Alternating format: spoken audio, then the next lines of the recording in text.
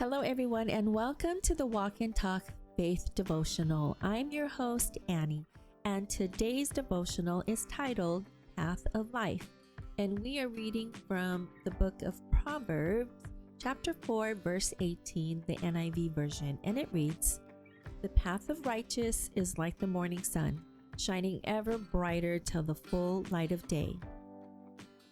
Today's devotional reminds me of a recent trip to Prayer Mountain.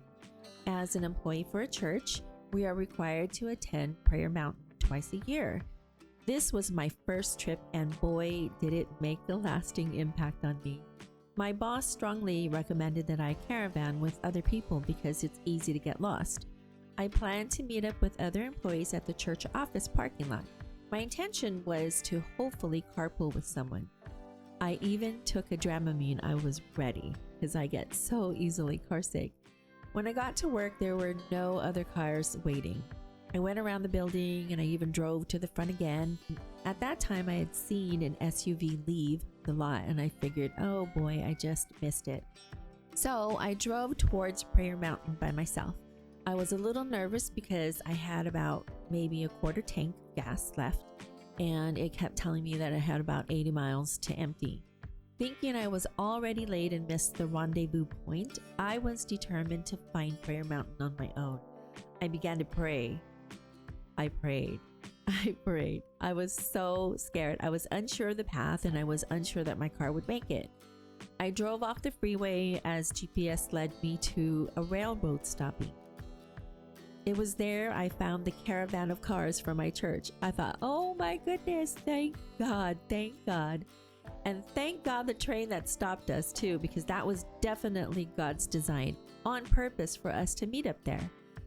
The lead car had decided to take the back route, which was a very adventurous route in and of itself. We crossed 2 creeks, train tracks, and I even landed in a small ditch. I was so afraid that my car would get stuck and I'd be stranded. By the grace of God, my car surprisingly performed like an SUV or a Land Rover. I was so incredibly proud of my little red ruby car. But then we ended up turning around and going the other direction, and we entered from the far north. We went through a grooved pavement, and let me just say that my car was bouncing and fishtailing, something awful, especially when we left Prayer Mountain. And then again, I was so proud of my little red ruby car. She was definitely a trooper. After nearly 2 miles of driving on grooved pavement, we finally arrived at our destination, Prayer Mountain.